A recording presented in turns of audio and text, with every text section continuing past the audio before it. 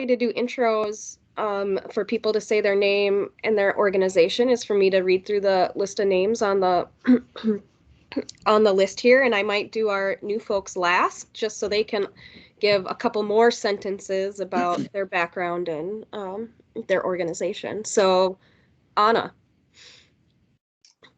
Yes. Hi, everyone. My name is Anna. I'm the community manager at Fair State Brewing Cooperative. Ashley. Hi, I'm Ashley with the City of Minneapolis. And while we're on me, I'll just have to state this really quickly that the city will be recording and posting this meeting to the city's website and the YouTube channel as a means of increasing public access and transparency. Sorry. Thank you, Ashley, for always doing that. And I apologize, I skipped that at the top. No. Brian Elliott. Hi, my name is Brian Elliott. I'm the Executive Director for the SEIU Minnesota State Council. Elise.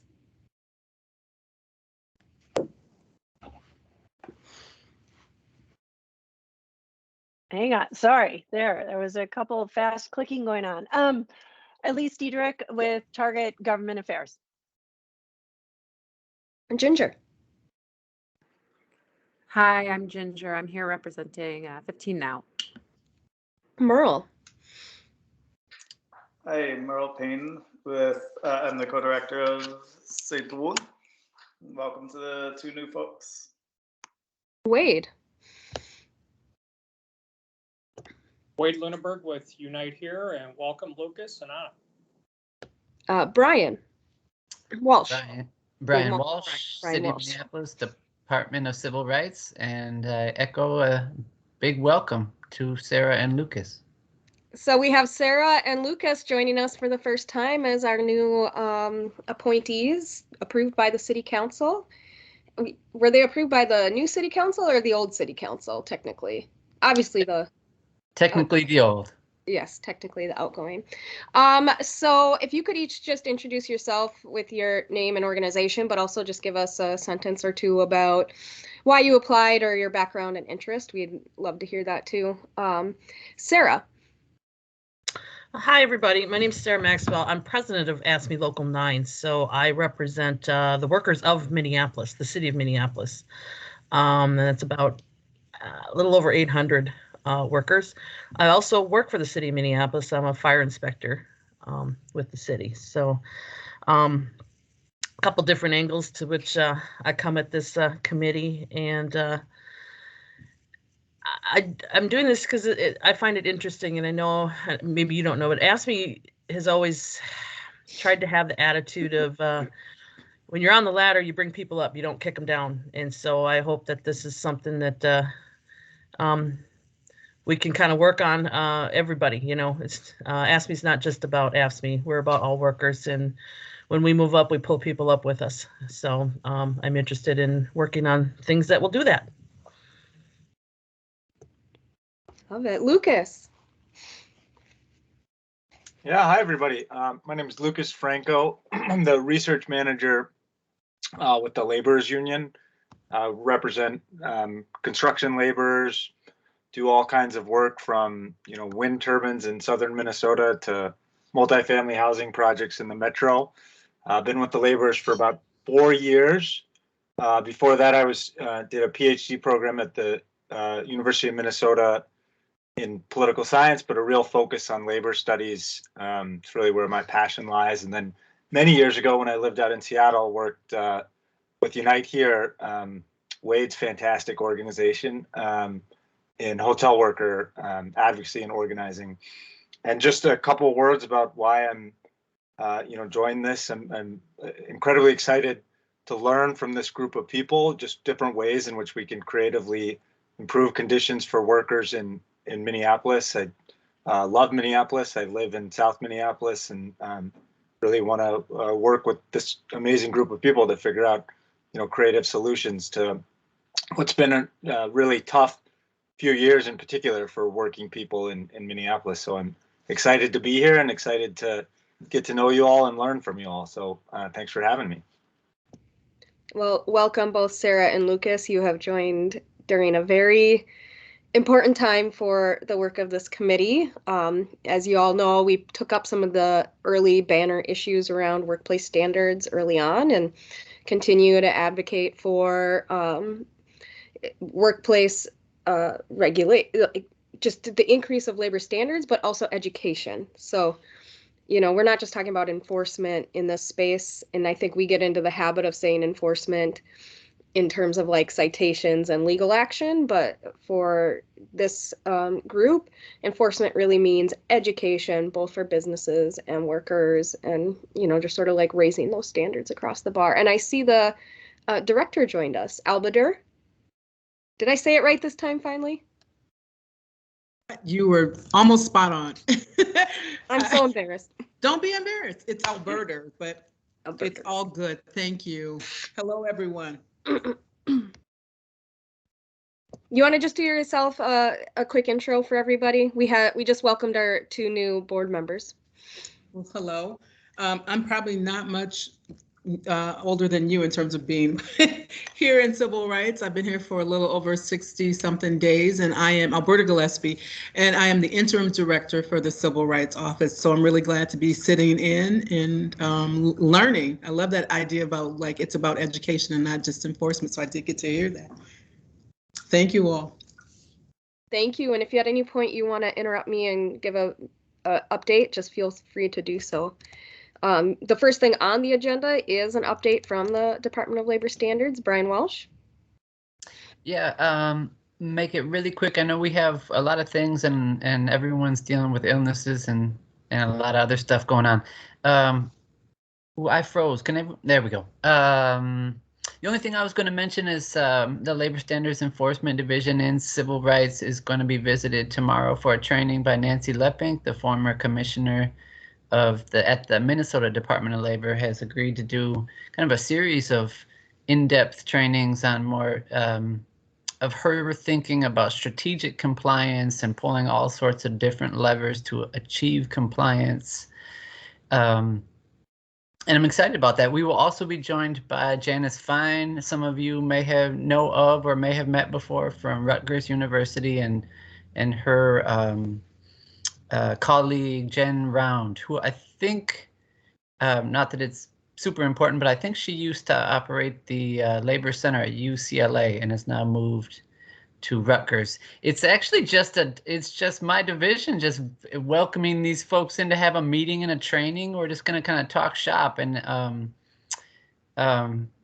former Commissioner Lepink is being really generous with her time and expertise. So certainly anyone here is welcome to join us tomorrow. Feel free to send me an email if you want to hear former Commissioner Lepink's kind of her thoughts and some of the trainings that she did previously at the Minnesota Department of Labor. You're welcome to join us. Yeah, that might be a good thing just to pass along to the committee in general, if it's not out of line of what your staff are expecting. I mean, the more the merrier. You're all welcome. Any other updates from the department? I think that's good for now, unless Director Gillespie wants to add anything. But what time will it be, Merle? I believe 1 o'clock. Let me double check. Yep. Yeah, 1 o'clock. Thanks, Ashley. Then the next thing on the agenda is also for you, Brian Walsh, the Minneapolis Fed, the Regional Economic Conditions Conference. Oh yeah, real quick. I promised our friend Eric Garcia Luna at the Federal Reserve Bank of Minneapolis that I would put a quick plug in for the 2022 Regional Economic Conditions Conference. That is January 14th from 9 to noon. And the Federal Reserve Bank of Minneapolis, this will be its 5th annual conference on this particular topic, the Regional Economic Conditions Conference. This half-day conference will focus on the Fed's recent efforts to diversify its economic intelligence gathering with an emphasis on workers and minority and women-owned business enterprises. Our very own Wade Lundberg will be sitting on a panel from 11 to 11:50. I'll put the in case anyone is interested, I'll put the link in the chat right now, and feel free to come and support Wade.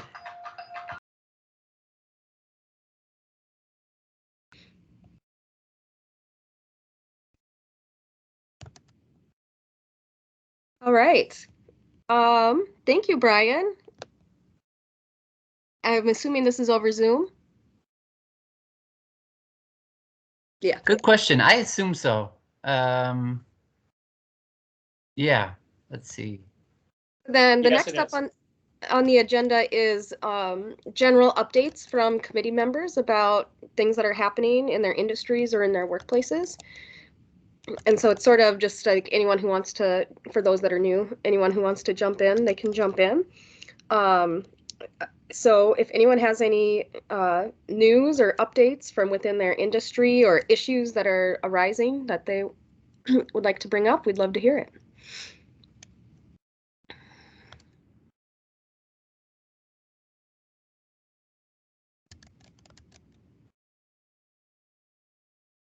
Folks aren't usually silent in this part. I think it's just because of everything going on. Just Sarah and Lucas, there's usually some updates.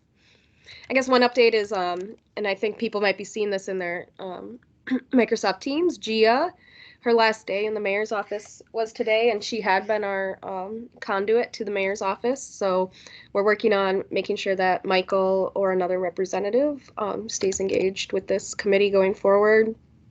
Advisory Council. Other updates from industry folks or people in this group?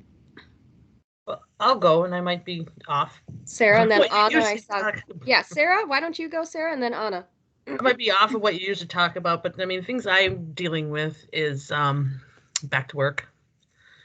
When will it be safe? That kind of stuff. A lot of apprehension from my members, and also retention, and trying to figure out some good ideas on non-money things that we can do for members to keep them, to keep people there. There are things that don't necessarily have to cost money that could be a tool for retention. So those are the things I've been trying hard and working on. Thank you, Anna.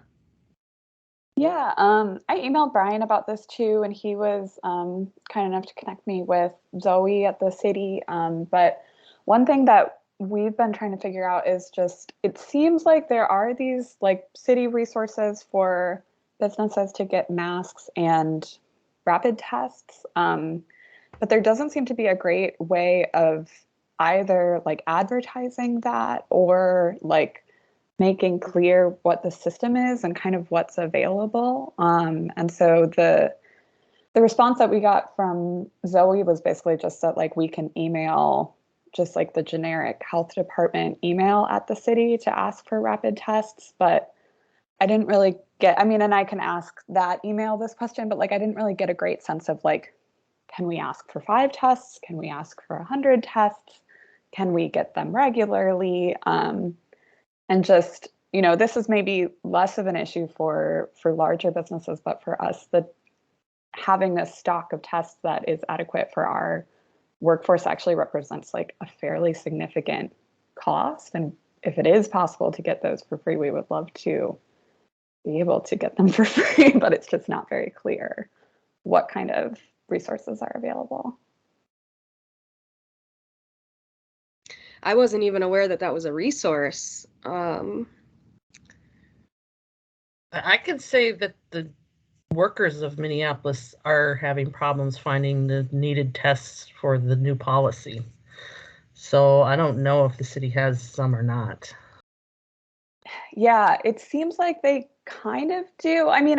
My interest or kind of curiosity was piqued because I saw a tweet from CAPI, the Center for Asian Pacific Islanders, where they were talking about they're part of a program to like distribute rapid tests to folks kind of who they serve, and that they have like a hotline number that folks can call. And so I was wondering, like, is there something similar for small businesses or for kind of business communities in general, just in terms of I think that nonprofits aren't always like, there are different ways of reaching people, and I think reaching people at work is a very effective way of reaching people.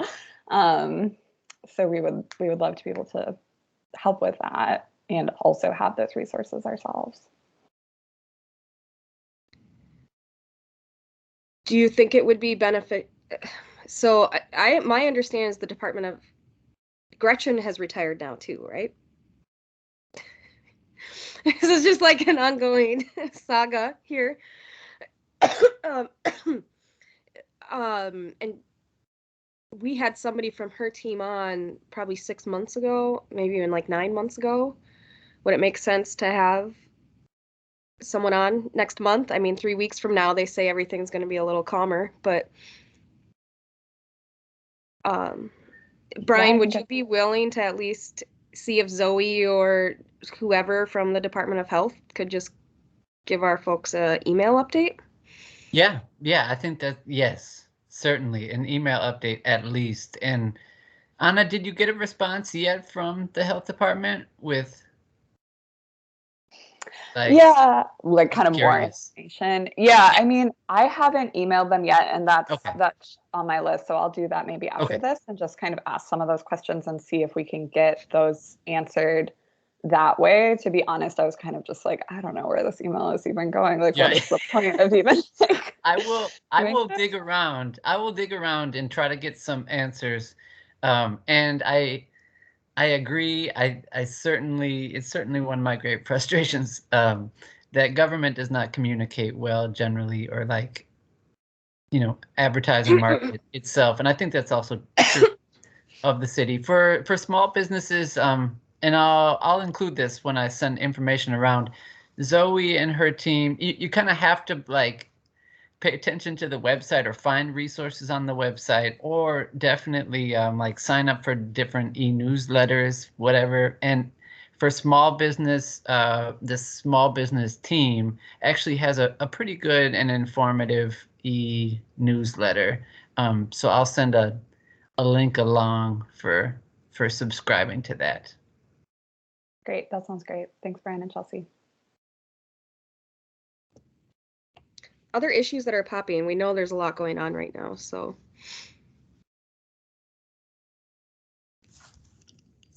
So this is Alberta. I just want to chime in and say Heidi Ritchie is the interim commissioner of health, so she's filling in. She's now in that position that Gretchen was in, so that might be someone else that you might want to reach out to. Most definitely. She's great. That's interesting. It's really hard to keep up with all of this, so we really are going to need your guidance on all these changes that are coming in the leadership levels. Hopefully it'll start to level out pretty soon here. I hope so too. We have a new public works person. I know, I saw that too, Margaret Anderson Kelleher. Yes. Being appointed, which is also all of these are young, not young, but like all these like strong women coming into some of these leadership roles is really impressive. Exciting. Other updates from groups before we go on to the agenda items? So a very quick organizational update. Veronica, the co-director at Setul, has been out on sabbatical, and she comes back next week. So she will be transitioning back to the Workplace Advisory Committee, and I'll be stepping out after that. We've really enjoyed having you here, Merle. We do miss Veronica all the time. Double-edged sword on that one. Thanks for stepping in, Merle. Any other updates? All right, so the next thing on the agenda is the ARP budget letter. I'll just give a little background. Since the beginning of time of this committee, we've asked for the $800,000 in funding for enforcement and co-enforcement. For funding and co-enforcement of labor standards. That includes education and everything that this group does and everything that the labor standards does. And now with ARP on the horizon and a second and third round that could go through 2024, we're wondering if we couldn't help fill that $800,000 gap with some ARP funding, even if it isn't into perpetuity. So we've drafted a letter, and it says Brian, but there's like 3 Brians, so I'm not quite sure which Brian is going to take this one. I think I put myself, but anyone can chime in here. I don't know how we want. Maybe share the. I think Ashley, I think you put the letter in the. Is it in the chat or in the conversation? Let's see. Yes, you have to scroll up. There we go. Sorry. Thank you, Ashley. The letter is already in the chat. So please, everyone, feel free to scroll up to the beginning of the chat for this meeting and click on the Arp Budget Letter if you want to kind of check it out word for word. I don't have it on mine. Ooh. So maybe anyone who joined after like 4:02 might not have it.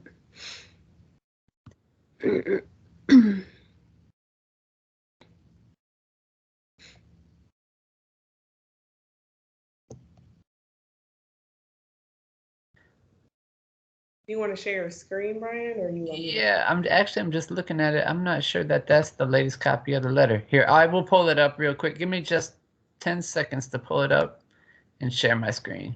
That might be the best way to do it.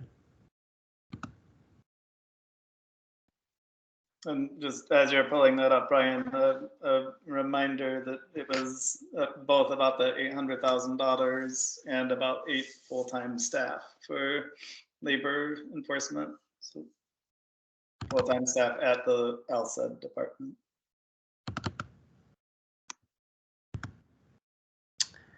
All right, and Chelsea, you know, sometimes we have occasionally kind of taken official votes or sort of informal votes. I don't know if we want to do that. I guess I would just ask if there was like concerns or opposition at this point. Right. It's the same ask that we've been asking, but just including. It's not a new ask. It's the same ask, but just looking at ARP funding specifically. Brian, is this version 3 additional? Can you scroll down just to the next page too? 3 additional investigators and then increases in the co-enforcement funding. Correct. Okay. So Brian and I had a good conversation, and I'm sorry I missed these. I think I might have missed 2. One, I was out with my surgery, and then I had a conflict. We had a good conversation, just a reminder about these requests. Great reminder, good conversation, and really appreciate sort of walking backwards through the budget the last couple years in terms of where we are at for FTEs for the Civil Rights Office and labor enforcement, and then wanted to get an update on, and we've talked about it a little bit, and I just wasn't clear or remembering what exactly the co-enforcement piece was, if that was in place. It sounds like that maybe got up and running in 2021 after getting through the city approvals. So just had a little more questions, a couple more questions about that, and you know, in terms of where we were at, how that is working, if there was any feedback coming back on that process in those groups that are actually doing that on the ground. With that in mind, you know, having some conversations, just what this looks like overall. You know, Target has always been supportive of additional enforcement or the funding. You know, I know there's been a real need, Brian, especially with the new laws that are put in place, just with the number of investigators or folks in your office to be able to not only just carry out an investigation, but to also sort of continue that education work. And so, you know, and we also agree that continuing to build those relationships with other groups in the community is important. However, just given sort of where we're at, you know, this is one letter until we know a little bit more about how the co-enforcement efforts are going and, you know, going forward.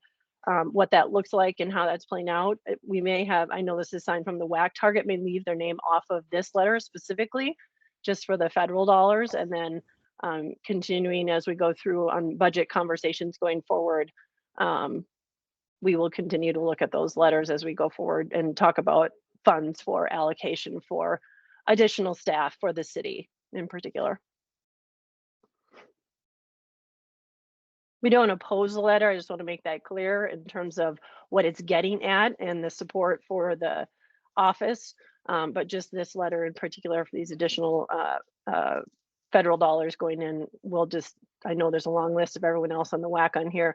Target will probably would like to be left off this letter. And then as budget letters go forward, continue to just look at those going forward. I think we've done a mix of signing them both individually and as just as the WAC in the past. Is that correct? Where we've listed everyone, or we've just said the Workplace Advisory Committee. So we can look at those two options, but I'll open it up to other discussion about it.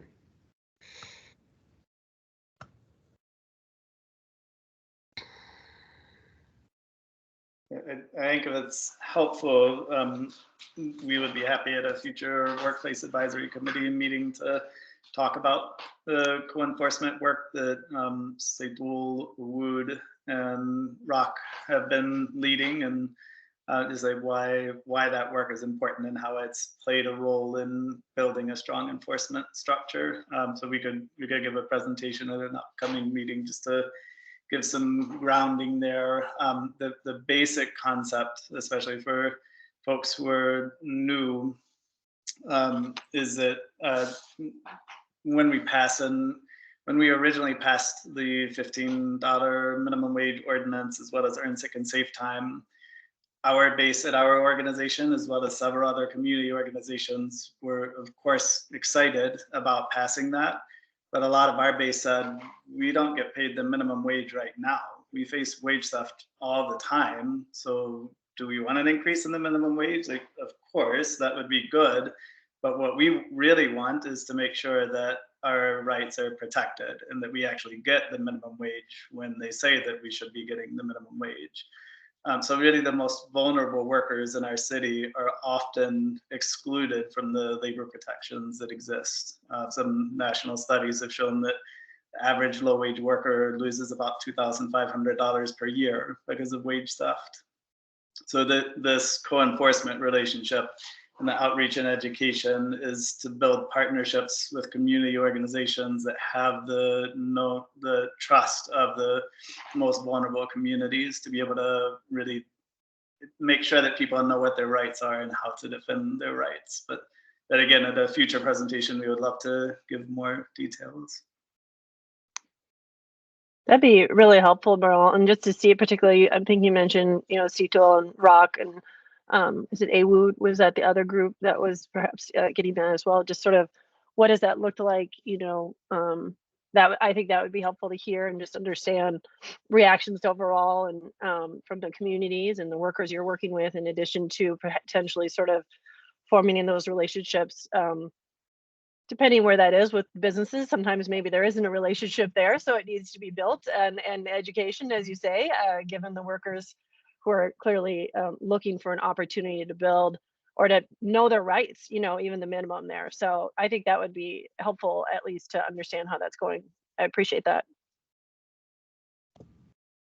Yeah, and I think Brian has some documentation. Brian Walsh also has some documentation about the source of complaints coming into the office. So, Sarah? As somebody who's been with the city for 28 years, I've seen many times great programs come and they've been failed to be supported by FTEs. So I support this 100%. It's good to see another group other than AFSCME saying you got to fund it. So I'm in support. Thank you, Sarah. Is there other discussion? I'm wondering about if we change the signature line to be just from the Workplace Advisory Committee? Would we have broad consensus of the group rather than individual names? I guess I would, I don't know that we need like a motion or anything on that, but would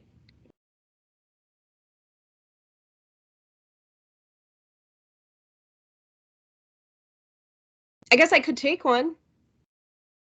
Do you want me to just do a vote?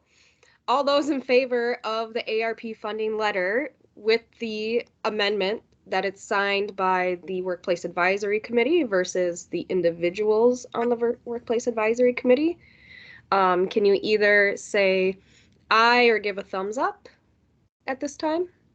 I think we have to say their name and then they have to give their answer. Okay. Muted. I don't know if you're talking. So I have to say each person's name and they have to say if they're okay with that? Yep, unfortunately, that's how we have. That's okay. Anna? Yep, that's fine. Brian Elliott? Yes. May Brooks?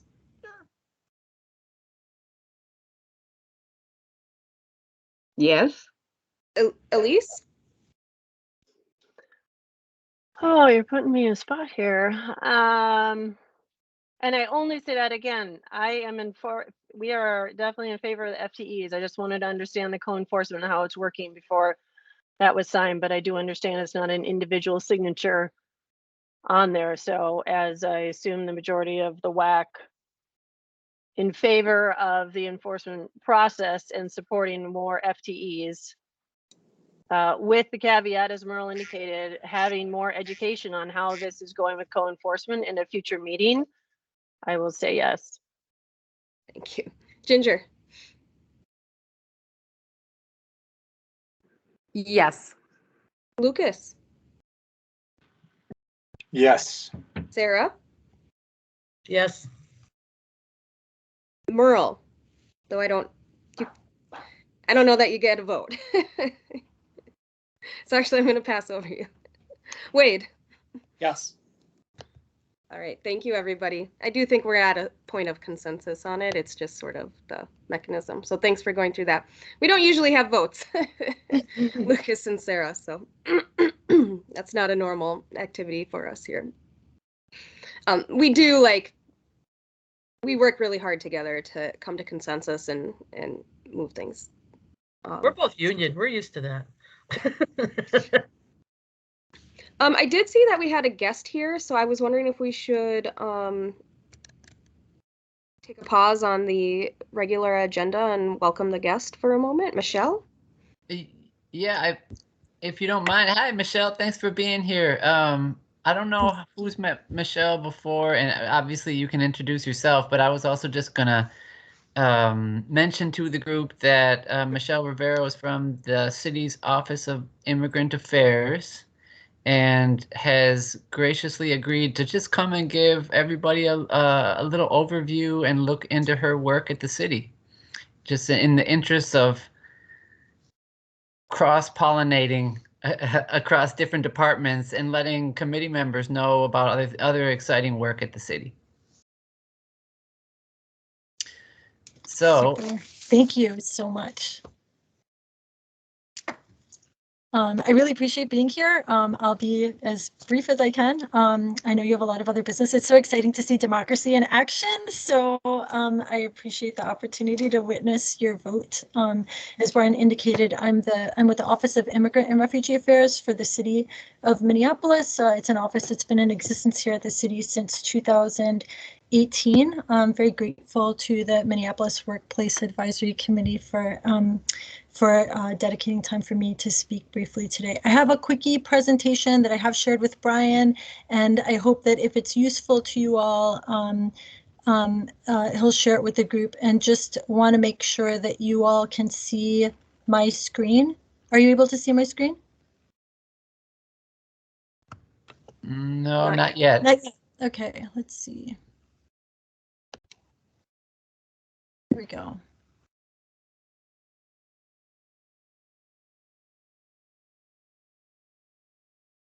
How about now? Yes, thank you. super. So I can't see everybody. So if you have questions, please don't hesitate to ask me as I'm going through these slides briefly. So I'll talk a little bit, I'll provide a little bit of a snapshot of Minnesota's welcoming infrastructure, talk briefly about the immigrant and refugee community in Minneapolis, a little about what the Office of Immigrant and Refugee Affairs does, some current initiatives, and some information on resource organizations. I'm happy to take any of your questions throughout.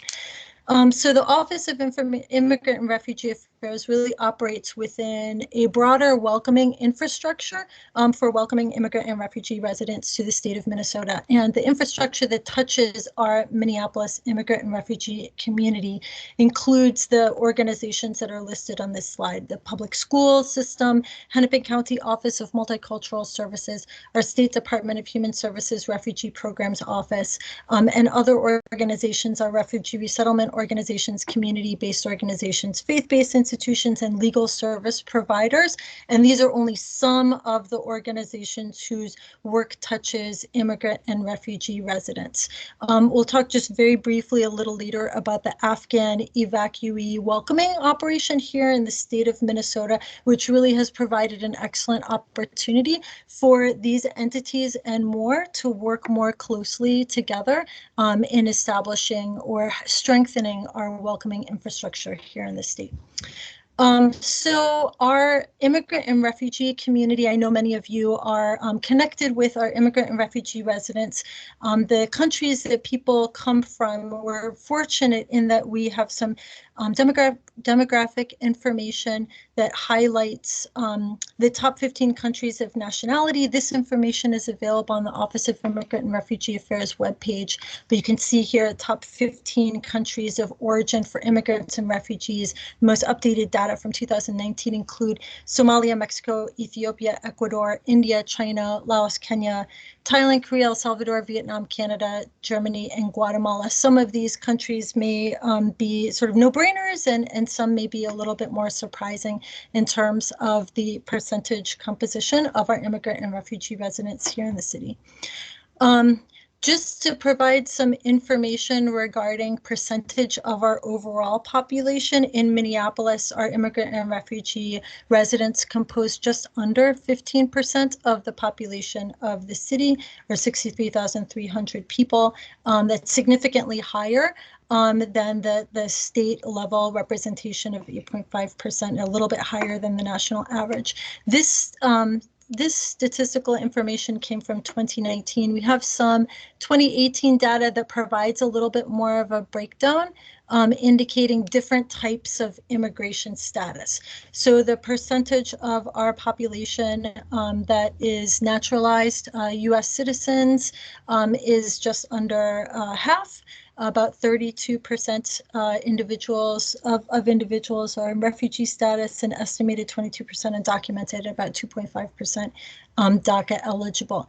More detailed information regarding our immigrant and refugee resident community is available on the Office of Immigrant and Refugee Affairs webpage. Some of this statistical information was provided to us through the organization New American Economy, which the City of Minneapolis and the Minneapolis Regional Chamber are working with on an initiative called Gateways for Growth that I'll talk about briefly in a moment.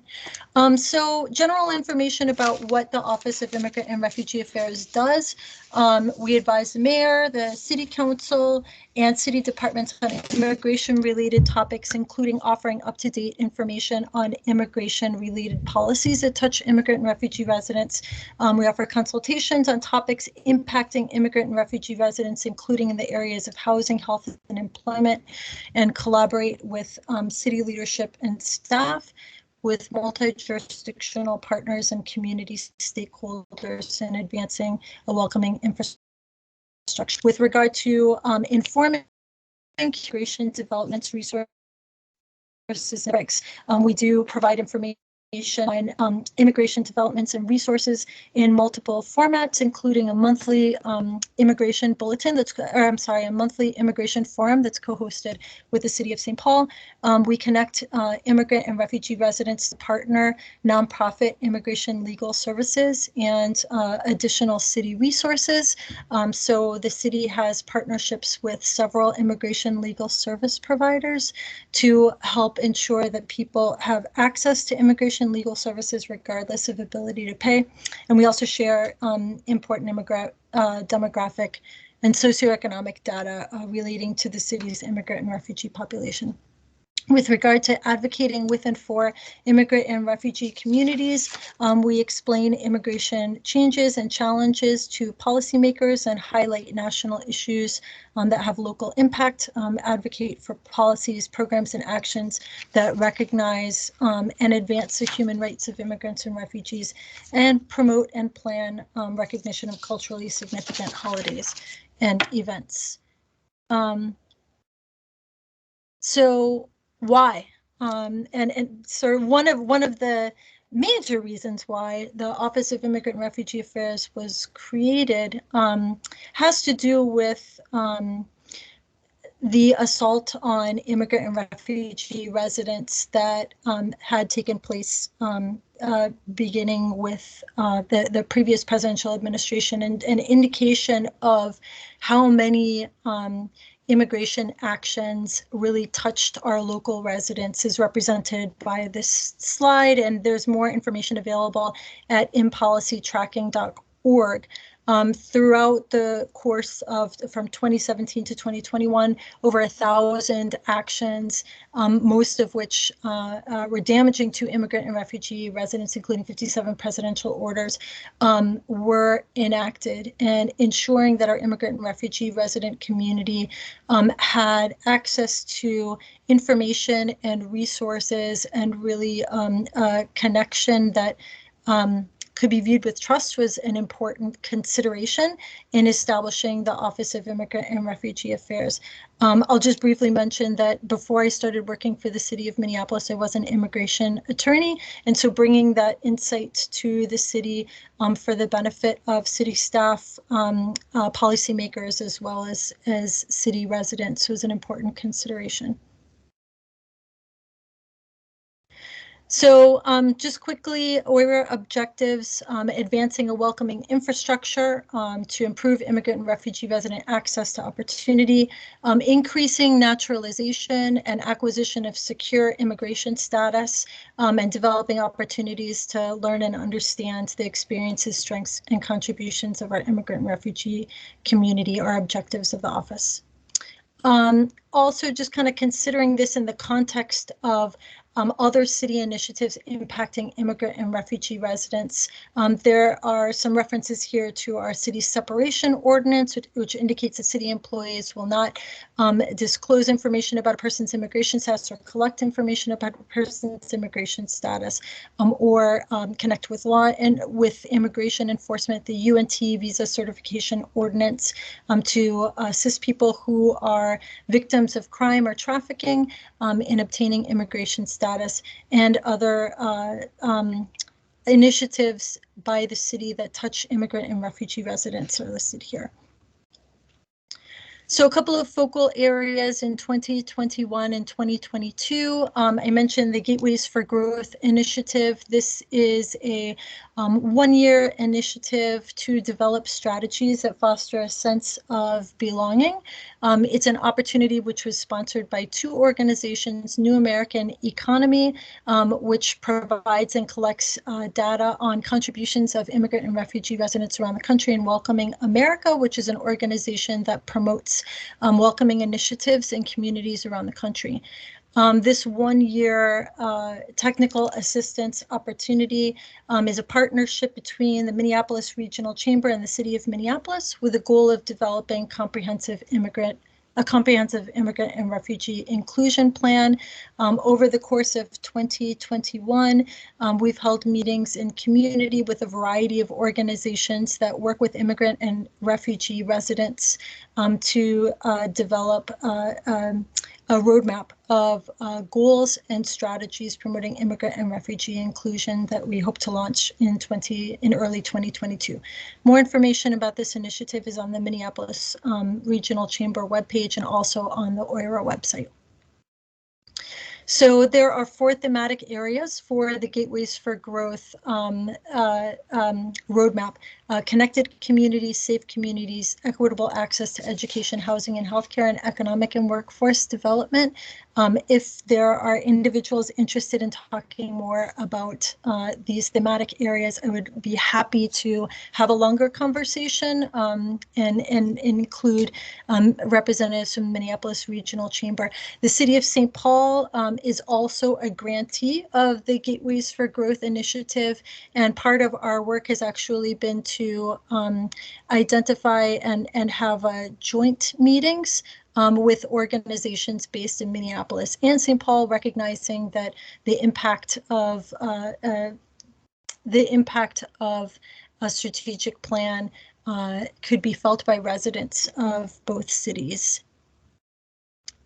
So another initiative that the Office of Immigrant and Refugee Affairs is focused on in 2021 is continuing in 2022 is participating in the effort to welcome Afghan evacuees to Minnesota.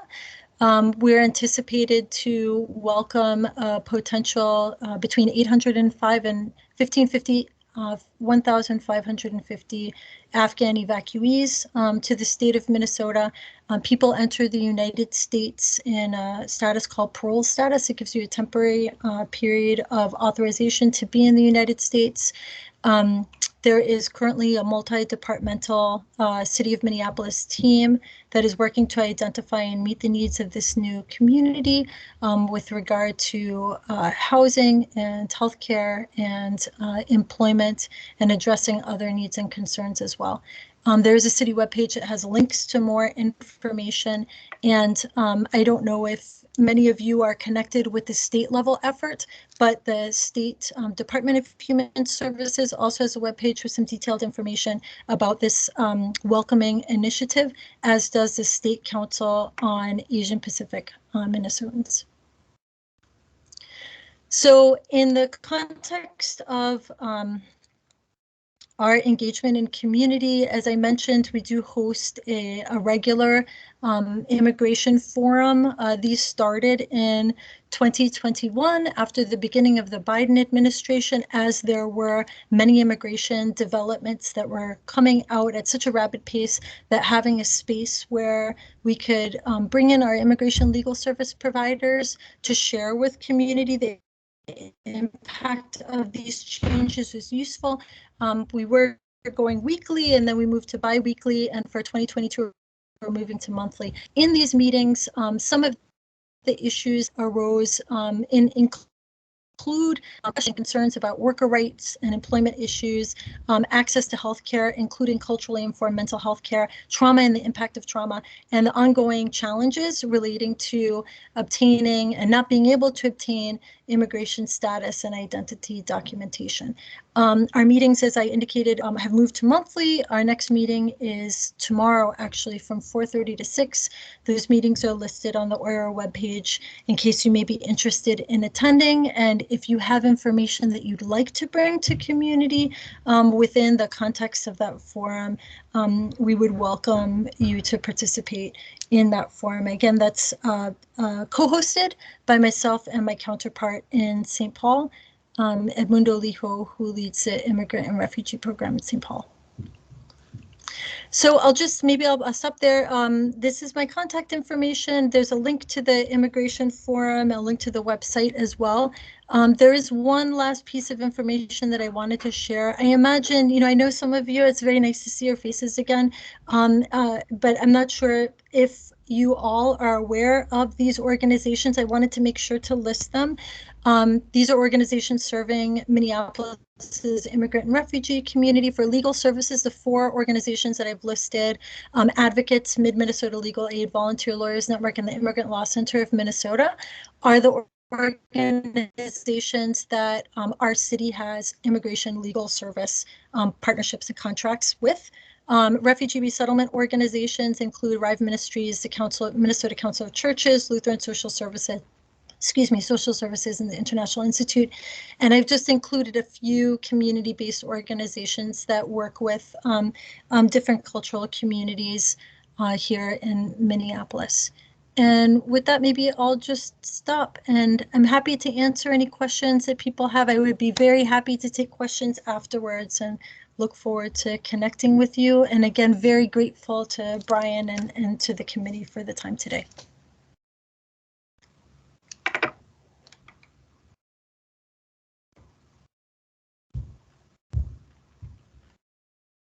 Does anyone have any questions?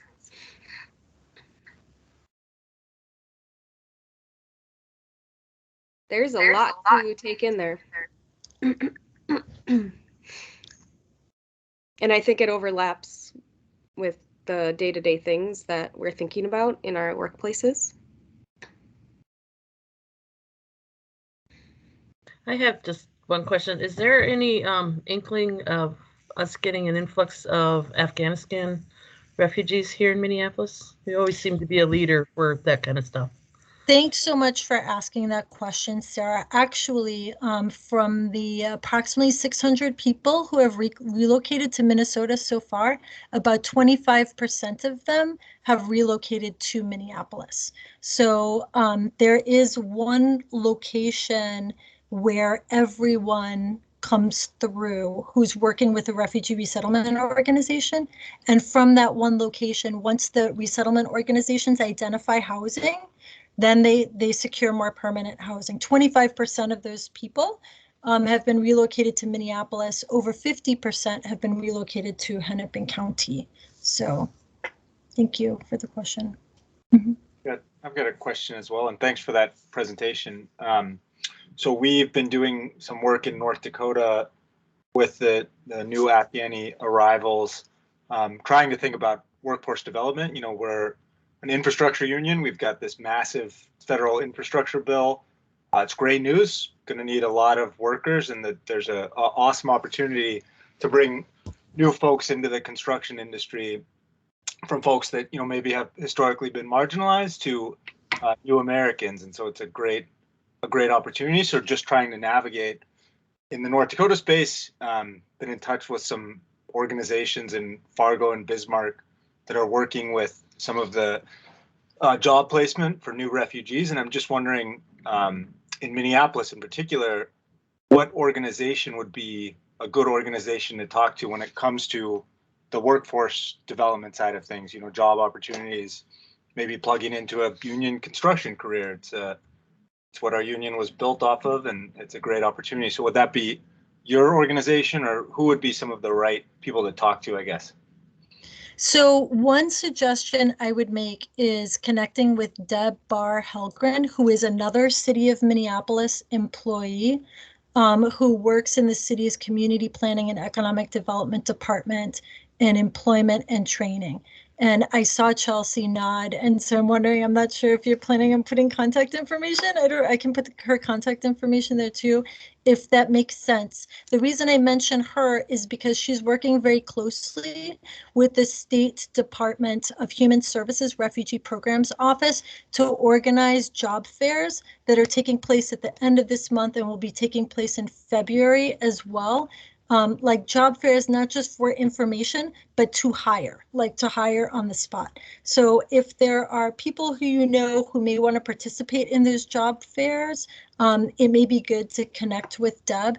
And if it's okay, I can just put her contact information into the chat if you would find that useful. That's perfect. That would be. I also know that there is a training program. Talk to Tony Kelly in Liuna. In Minneapolis for people that live in Minneapolis. So if somebody's relocated in Minneapolis, they might qualify for that training program to get them in the union. Yeah, awesome.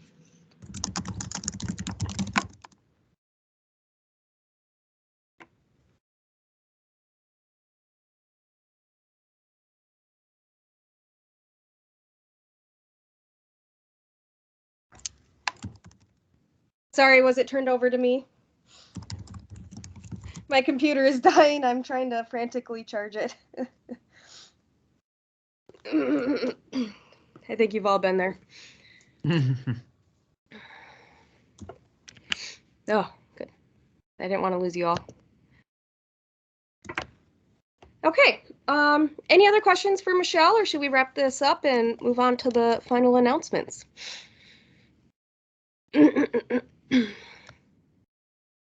All right. The next thing on the list, as I'm sure people are coming. Oh, more questions? No, just waving goodbye. Oh, thank you. Yes, thank you, Michelle. It was great to have you. The federal vaccine and testing mandate, Supreme Court hearing. I have Brian Walsh, I believe, on for this. Just real quick, we've all seen it in the news. I certainly don't have any special insight, but this, I don't know what we're all referring to it as or what it's referred to as in the news, but the federal vaccine and testing mandate at large employers for their employees. The challenge, a legal challenge, then the Supreme Court oral arguments just this past Friday. It sounds like it's really kind of hanging in the balance, and that there's some conservative justices that could perhaps focus in on distinguishing a health emergency or an emergency that is specific to workplaces versus a pandemic that's sort of everywhere, and maybe use that sort of reasoning to attack the administration's legal authority to have passed that mandate. But everyone obviously will be staying tuned, especially large employers such as Elise and our friends at Target. And the city of Minneapolis, of course. Thank you, Brian Walsh. I think this is going to be on our agenda going forward. Is Wade still on the call? He's been sitting on the Bloomington Earn Sick and Save Time Committee and providing some helpful insight. I am. Can you give us the update that you gave me the other day? Sure. At the city of Bloomington, now nearly 2 weeks ago, they presented a draft of an Earn Sick and Save Time ordinance. It was just to put it on the table at the council. There'll be a timeline that gets us probably to April 1st or mid-April for final passage. The draft looks pretty good. It does include, I think importantly, a private right of action for workers in the ordinance. And already, just kind of on the budget side, the city of Bloomington recognizes that it's going to need to actually, include a new FTE in the budget for enforcement. And we still have a couple things that we'll have to do some direct lobbying on. One is whether businesses with 6 or fewer workers are actually paying for Earn Sick and Save Time or just making it available. The other issue is around seasonal or temporary workers and their ability to qualify to at least use the benefit while they're working, or paying them if they come back to the same employer a year later. So some of those issues are going to just be a larger discussion, but in general, a really good draft. Thanks, Wade. And going through this process with the city of Bloomington has raised the flag that it might be time for us to revisit some of the Minneapolis ordinance language to see if it could be refined based on the experience of the last 5 or 6 years and based on the experience of the pandemic.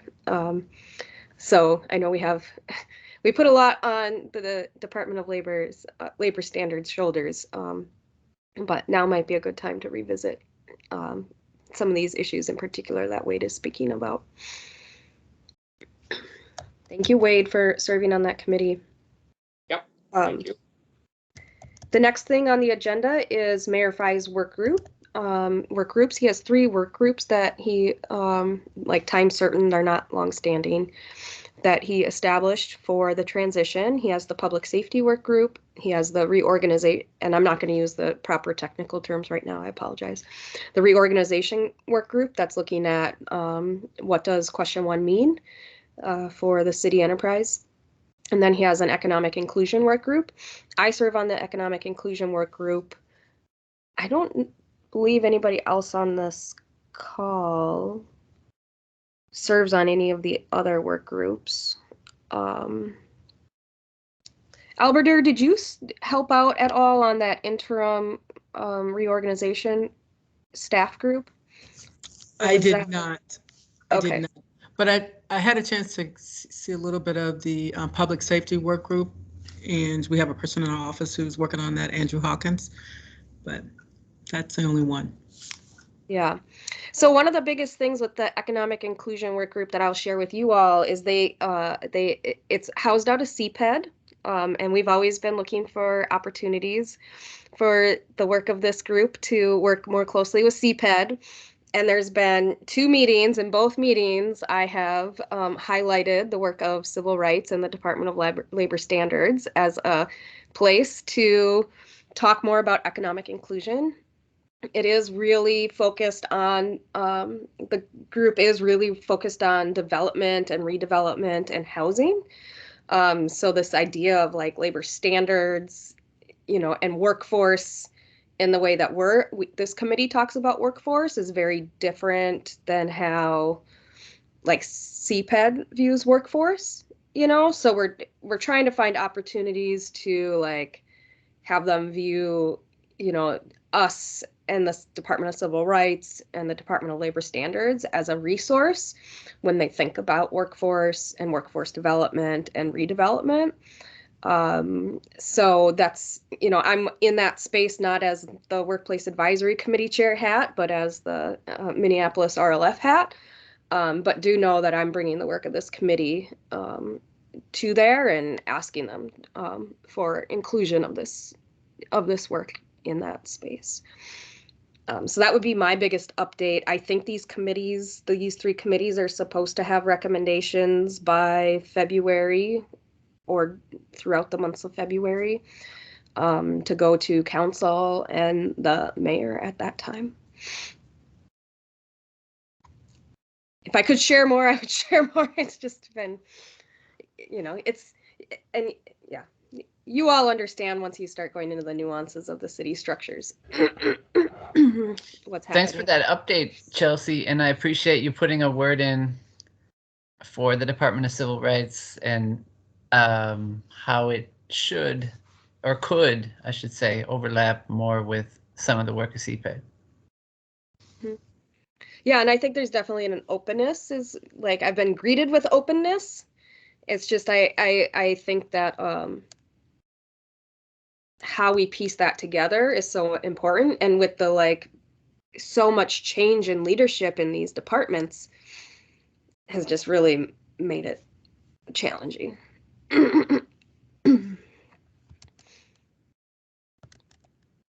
Does anyone have any questions on any of the committees? Last thing on the agenda is Downtown Workers Council. If anyone has any updates from that committee.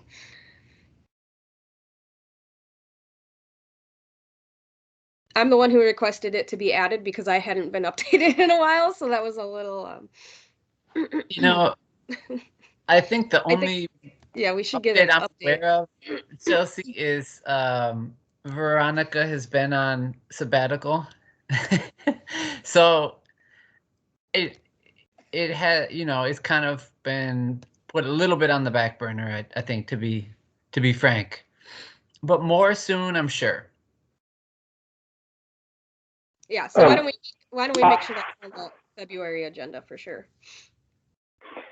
So I will just say that one of the things that I understand from talking to Taylor at Satul recently, as well as Greg Nomiker with SEIU Local 26, President of Local 26, is that, you know, there is interest in, and I know I've mentioned this concept previously, but there's interest in a Minneapolis Labor Standards Board that could actually bring together employers, representatives of employers, representatives of employees, together with the city in a given industry, you know, in a given sector of the economy, to actually talk about increasing or improving upon the existing labor standards that exist with regard to wages, benefits, working conditions, again, in, you know, one industry at a time, because I know that there is interest in that from the Downtown Workers Council regarding retail and fast food work in downtown, like the Skyway work. I think that's probably another update that we should deep dive in on February or March. We have a lot of work to do, you guys. We keep adding to our agenda and we keep adding to Brian's list, which is good. Like, this is a time, like, workers and workplaces are going through a lot, like, workers and employers are going through a lot of changes right now. So that they need the activation of folks like us, and the work of this committee, because we all need to be successful together, essentially. All right, I will open it up for any last announcements. Otherwise, a huge welcome to Lucas and Sarah. Welcome to the committee, and we will see you every second Monday, plus whatever subcommittee meetings that we decide to establish, which happen pretty regularly. Just a big thanks to the rest of the team. You know, we've been doing this now for, how long has this committee been in existence? And most of you have been here since the beginning. So just a huge thank you to all of you for investing in this work. It's changed people's lives, and it helps direct the city So we will adjourn. Be healthy, everybody. Thanks, everybody. See y'all later. Good night. Feel better. Thanks, everyone. Good night.